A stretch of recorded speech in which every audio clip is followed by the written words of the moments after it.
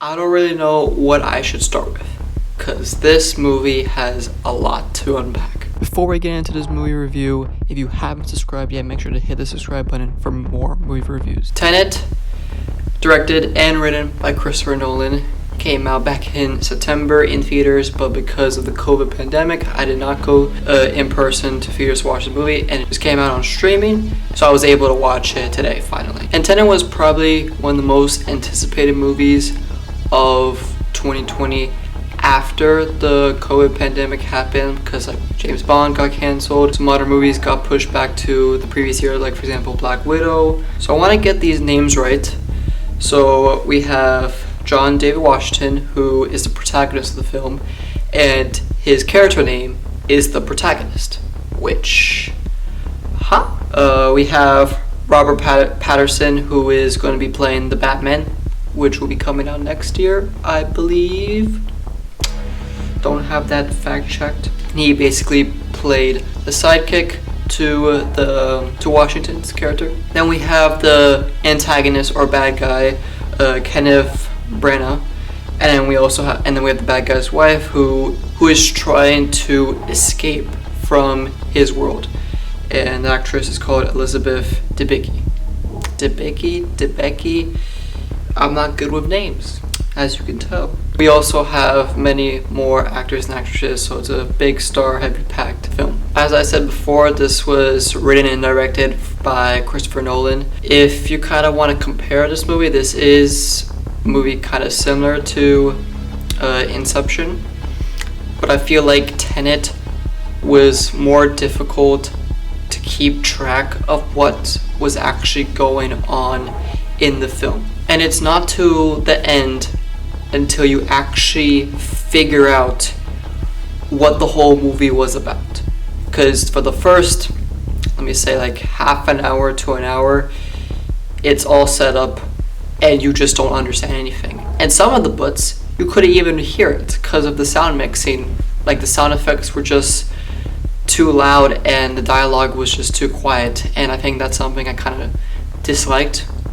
It was like the only thing I disliked about the introduction to this film, because I did enjoy all these dialogue scenes that Washington's character had to go through with each side character. And I think this film showed a lot that Christopher Nolan is a master at dialogue scenes, especially two-person dialogue. And I'm definitely going to take some inspiration from this film. So this movie is basically on this thing that Nolan made up, which is called inversion, and it's something very hard to explain. And even Nolan, in the behind the scenes clips on YouTube, he does struggle to make his explanation simple and understandable. And inversion, it's very hard to understand exactly how it works throughout the film. I think that's why my score is going to be lower than it should be, because there's just parts of this film where you just don't understand what is happening and you're just in doubt for the majority of the film. And it's not until the end of the film where you actually figure out what happened at the beginning of the film. And it all kind of like makes sense at the end if you were actually paying attention. One thing I did like about this film is the subtle details Nolan puts the time into. There's so many subtle details. I was like, was that like inversion before it's shown its version?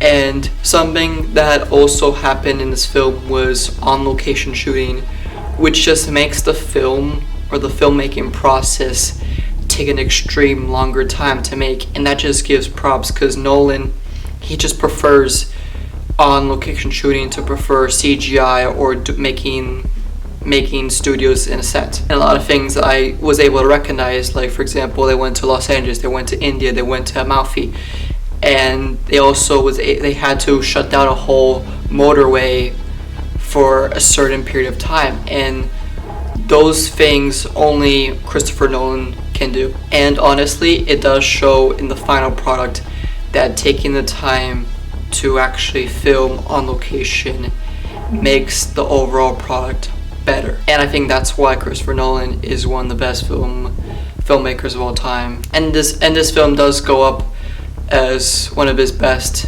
especially the visuals. Like, the visuals are just amazing. Definitely going to be the most visually pleasing movies of 2020. And I am excited to see what Nolan does next.